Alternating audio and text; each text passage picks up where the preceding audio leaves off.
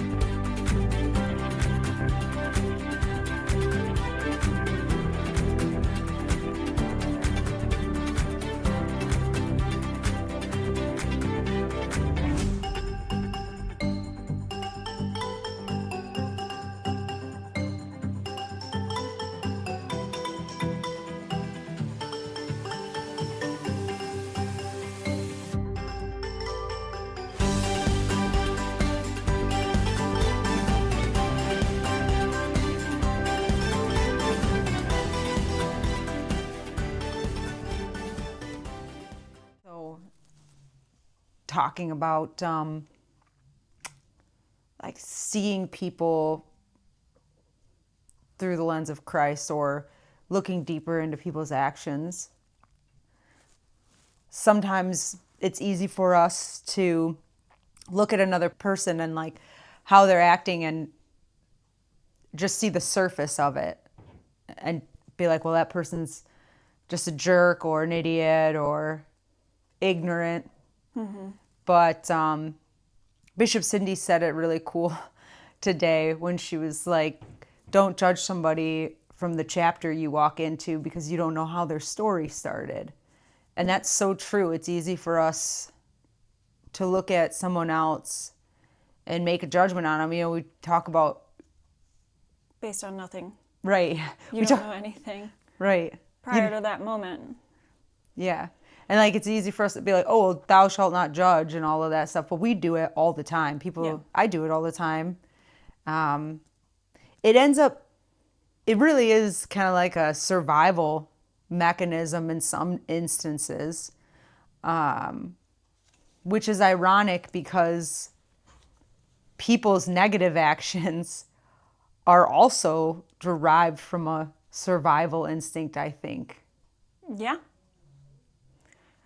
I think a lot of the times when life starts to form you and you go through any type of trauma, any type of bad experience, you develop typically what's your coping mechanisms.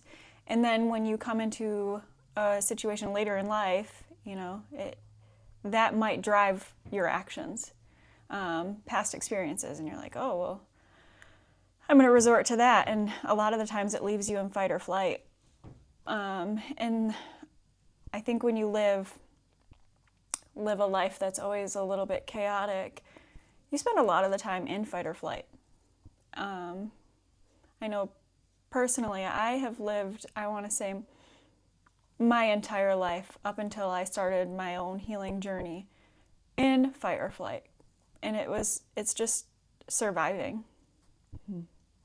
It sometimes make you look like you're a bitter person, right? Yeah, bitter, cold. Oops. Boop. Just real bitter and cold, and people might not like you because they say you have RBF or whatever, and a lot of the times you're just trying to read the room, or you're just trying to decipher what's happening around you and whether you need to be in fight or flight. If you're safe, you're trying to understand if you're secure and in your environment, especially when there's a lot going on, when there's a lot of people around you. You might have a face that is very unwelcoming, and that's not who you're trying to be. It's just how your life formed you to be. Right. You know? Well, and we as Christians, or even somebody who wants to just be a good person, right? Like take God out of the context there. Like if you just want to be a good person, right? Right. We desire to be kind to other people and look past just the cover of someone. And so if that's your goal in life, is to be a good person, then you want to look past the resting face, right? And see that person for who they truly are. And it, like I said, it's so easy for us to look on the surface of actions. I mean, you look in the news and like what people do, and it's sad, right? You're like, what made this person, hurt this other person or steal this money or, neglect their children or just inhumane things. Why do people do that? Right. And it stems, I think, from obviously their story started somewhere. That caused them to do that. Right, like where it wasn't great for them. And yes, we make our own choices. But I think a lot of the negative actions that people make are derived because they have a hole inside of them that they don't know how to fill. Right. And we as Christians know that the only way to fill that is with Jesus. Like God's going to guide your way, but we have so many people that feel lost, and it's easy to just look at the surface of those people and think that they're just bitter and they're not good people, right? I know in my own experience, I went through a time of just real bad. My life wasn't going well. I was in a really abusive relationship, and I was being hurt by someone who's supposed to love me, and that kind of relationship brings a lot of bitterness to your soul. And so the bad actions that were happening to me were damaging hardening you. Right, in my eternal self. And so what my actions were, I was reflecting that in the way that I acted towards other people. My best friends, my best buddies, we grew up together. I was a tomboy, right? So like this day and age, I probably would have been changed into a boy. But luckily, I was a 90s kid. And my buddies who went to school with me from like elementary school, they saw a change in me, and they didn't know fully what was going on. Right. But they called me out on it, and they're like, "What's wrong? Like you were just like, you're so bitter," and so, they didn't even want to hang out with me anymore because of what was happening to my soul. Right. Yeah. Those people, usually the ones that do love you dearly, will notice that shift or see that shift, and they'll bring it up. I have a couple close friends that, they're like, "This is not you." One of my girlfriends, she said, "I want the old Ashlyn back because of something I was going through," and she's like, "It's just, you're not even yourself anymore." And I think a lot of the times when you're stuck in those moments and you're stuck in your fight or flight and just trying to survive, it eats at you. It takes everything out of you. And you're just left with trying to get through day to day. And, when you're in that situation, when you're in any of those situations, when you come to break it down, fight or flight, there's four. We'll call it the 4 F's. So it's fight, flight, freeze, and fawn. So a lot of the times when you are faced with something that seems like a threat, so it could start when you're a child. A lot of the times something comes up and you're like, okay, I need to get rid of this threat. So I go into fight mode, and you start to get worked up, and you're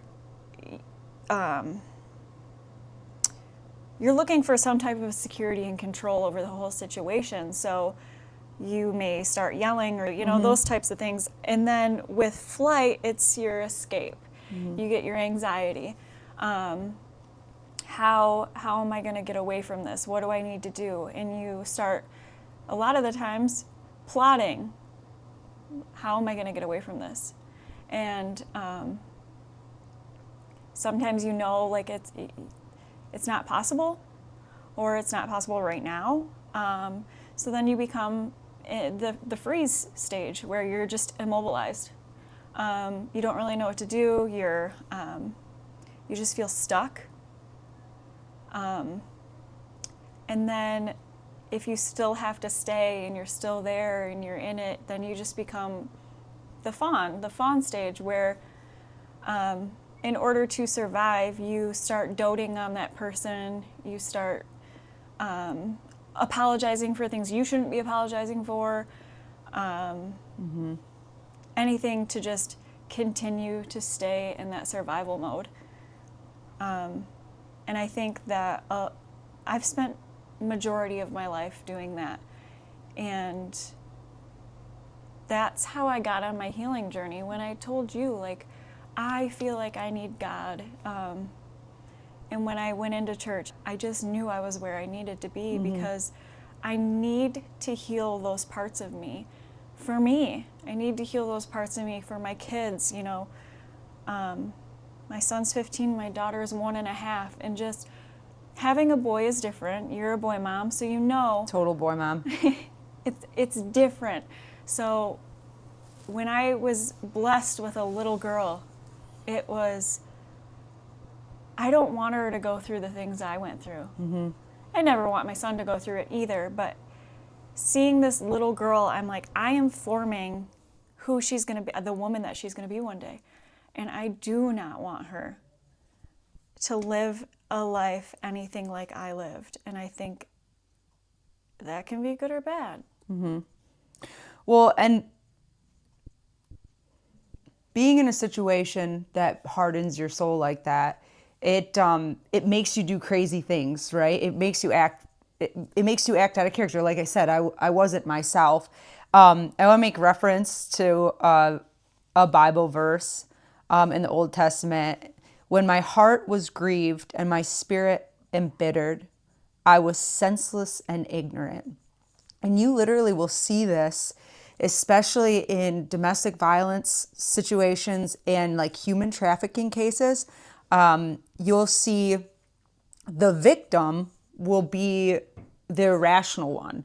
They'll be angry. Sometimes they'll be violent. Sometimes like they'll just be very non-compliant with law enforcement. And the reasons are, well, one, sometimes it's like Stockholm syndrome, right? They don't realize that they're actually a victim of this. And they, you know, they have a sense of loyalty to their abuser. There's and then there's safety concerns. Like if I am compliant to law enforcement, like I'm going to get hurt even worse. Then financial dependency. A lot of abusers are the breadwinner. Like they control everything. So it's like if I comply or if I do anything to make my abuser mad, I'm going to end up homeless. Right. And then there's also like, especially with like the human trafficking stuff and when we have, people being brought into our country over the border and stuff, you have like a cultural and like linguistic like barrier, right? And so like they are literally in a country that they don't have any connections to anyone, so they have to follow, right, what their abusers are telling them. And so the thing too about human trafficking is a lot of the times people don't understand human trafficking. The biggest people, like most people who human traffic, it's not some dude that comes and abducts your kids. I mean, most human trafficking is done within the family and within family friends. And so a lot of these victims, especially children, have a sense of loyalty to the abuser. And like a lot of times children are told by like their parents who are, and the sick thing really, moms will human traffic their children for like a drug addiction or whatever, money, whatever reason, right? Which just saddens my heart so much. But they'll be told, these kids will be told like this is like normal, and like not to trust law enforcement. And so like kids are easy to just Manipulate. right. And so they will not be compliant towards law enforcement. And so like there was a major Department of Justice report that detailed how children trafficked by parents or relatives often refuse to comply with investigations, and it's due to the conflicting loyalties. And so that kind of stuff coming from like a young age, especially if there are bad things that are happening to you at a young age, it's hard for, you grow up this way. And so you have those deep seated traumas that, basically create your personality, right? And so when you come into issues with people, you may react in a way that isn't, most people would view as just you being a bad person, when in fact it's your story is actually really sad. And if we as Christians or just as good people could start to view others with a sense of compassion, in that we don't know how your story started and how your story has gone up until that point, but if we can give some compassion to a soul like that, we could really change the world, essentially. Yeah, you speaking on all of that right now, I'm recognizing within myself that I'm currently going into fight or flight mode. It's making me emotional. I feel my hands, like how clammy I am. So the symptoms or the signs of fight or flight are definitely the racing heart, and my heart is beating out of my chest right now. Rapid breathing, tense muscles, clammy, dilated pupils, all those types of things. And you start to panic, you become irritable. You have the instant urge to like get out of that situation. And right now I am recanting everything I said I was going to say in this podcast, because I'm going into that. And I'm not going to recant because it needs to be said. There are so many things that can happen to someone that you don't know about. And you got this, girl. You might be growing up in a situation where the people that are supposed to protect you and love you, they're not always forward focused on you and put you in situations that aren't safe. And they don't even know it. Like you said, a lot, moms might do that, or it could be your dad's doing that. And they know they're doing it at that point. But there are some times where they don't know. And I had one of those situations where they didn't know. And you want to be your children's protector. You and I both, we have some things where it was instantly, we knew we needed to save our children, and you have to choose, or if you stay, it's going to be worse. Something's going to be worse, whether it's you, whether it's the child. So when I was young, there was a few people that came over, and one was there to see my mom, and the other man started hanging out with me and my girlfriend. We were underage drinking, and the man took advantage of both me and my girlfriend. And I'm not going into further detail, but when you experience something like that, and the next time you come into a situation, you're going to be in fight or flight. You recognize a threat, and it might not be a threat, but you feel it's a threat, so you start getting into that, and you start thinking like, oh my gosh, what can I do, and how do I escape? And I think trying to relearn everything and finding my self-worth, because I continued, to put myself in bad situations because I just didn't know my worth. Because every time you go through something like that, it just chips away at you and eats away at you. And you start to believe you are all of those things. You are all of those bad experiences, and you believe that's who you are. Because it happens over and over, or something else happens, and, well, this is who I am. Mm-hmm. And you think that when a person comes up and sees you, that's all they see is the bad. They only see the chapter you're in. They only see the negative posts you make on Facebook. The one time you were out in public and you got drunk and you did something dumb. You start to believe... Or the 17 times. Or the 700. You start to believe that that's the only person they know. Right. I was stuck on that for a long time, believing people only ever saw the bad. Right. And that doesn't help, you trying to change, because things that happened to you in the past, if somebody mimics even a little bit of that, you go straight back into your defense mechanisms, right? And I'll tell you, the problem with going through all that, traumatic, dealing with trauma and all this, I'm great at this, harboring, keeping the hurt inside and not talking about it, just pushing it down. I'm really good at that. I'm actually a professional. She said she's not bringing anything up. Yeah, not doing it. But I know that at some point you got to let that stuff out. Like what you just did was very brave, right? And you don't know what this podcast, what you just did, what you just said. First of all, it's healing to you because you're letting it out, right? It could be healing to someone else too. Right. Your testimony can directly affect other people. And I think that's why God allows a lot of us to go through the trials that we go through.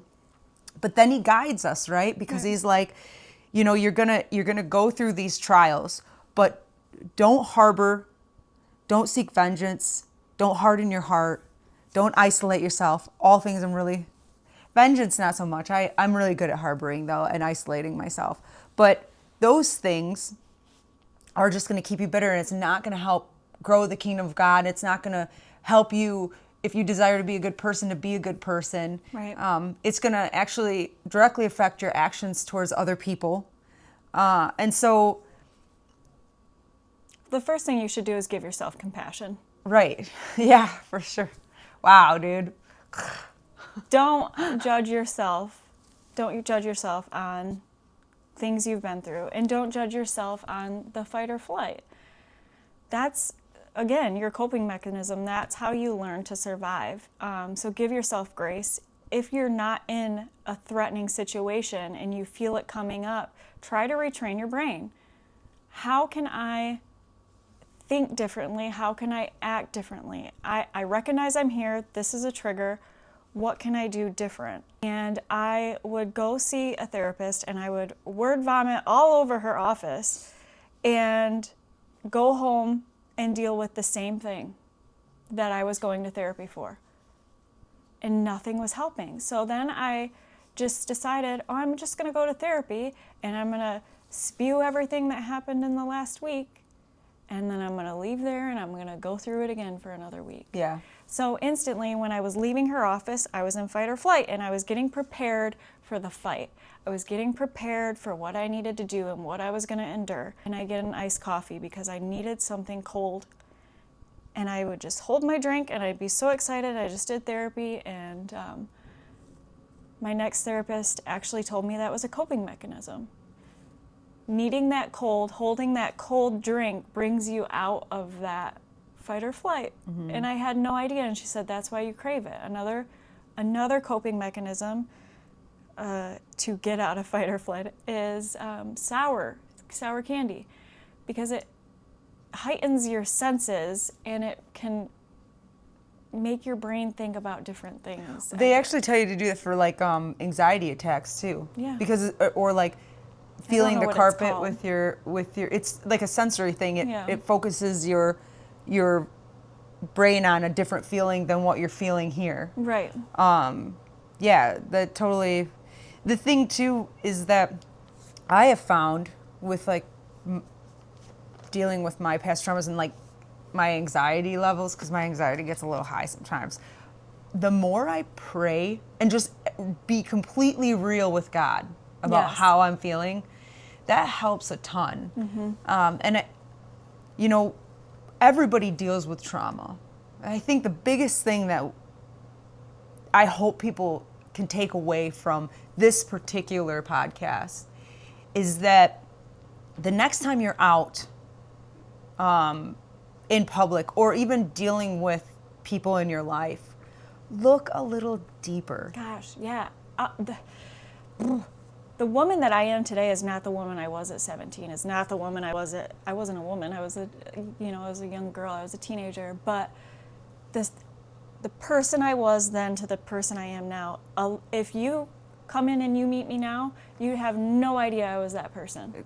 Same. If you knew that person, you wouldn't believe the person I am now. Yeah. I call him my OG BFF. He was there through the thick of it.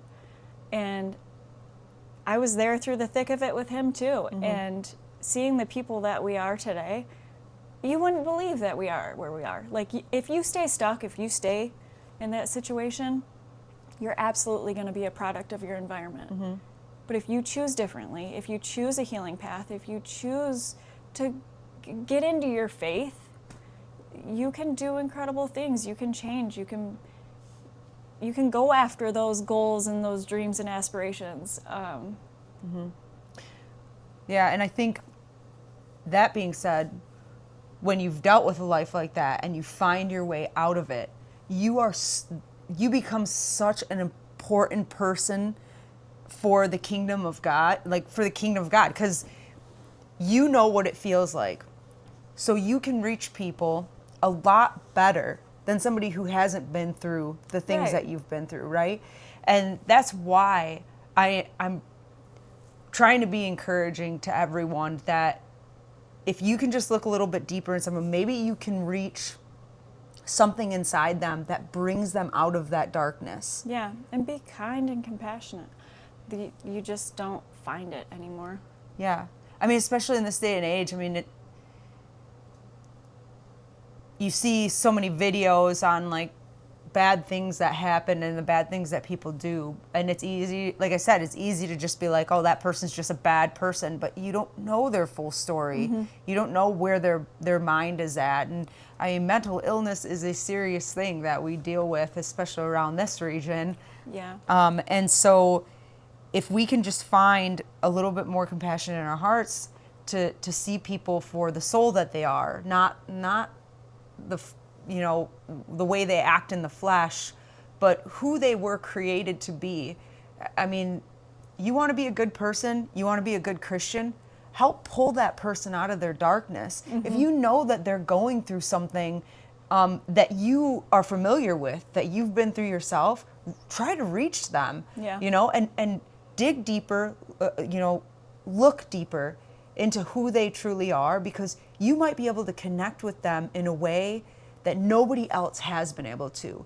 Give them the time and try to reach them, and that's why you going through your hurting and stuff like that, I was like, girl, you got come to church with me, That's the best choice I ever made. Yeah. High five. I knew I needed God. So, I say it over and over, like, just some things, some events that happened, it was God's way of getting me on my path, getting me out of the situation. It just changes your perspective on it, because you do go through a hard time, and with breakups, you will sit there and dwell and ruminate. And when I pray and when I put it at God's feet, and I'm like, this is heavy, I can't deal with it, I thank Him. I thank Him for everything He did, and I thank Him for getting me where I am and putting me on my path, because the path that I wasn't on isn't where I would think, where I would be today. Like, with my new promotion, getting in this position, like, 17-year-old Ashlyn would be so proud. Yeah. So getting into your faith or praying and giving thanks and just knowing that there's someone that's here for you and will hold your hand and you don't have to be alone, that changes everything.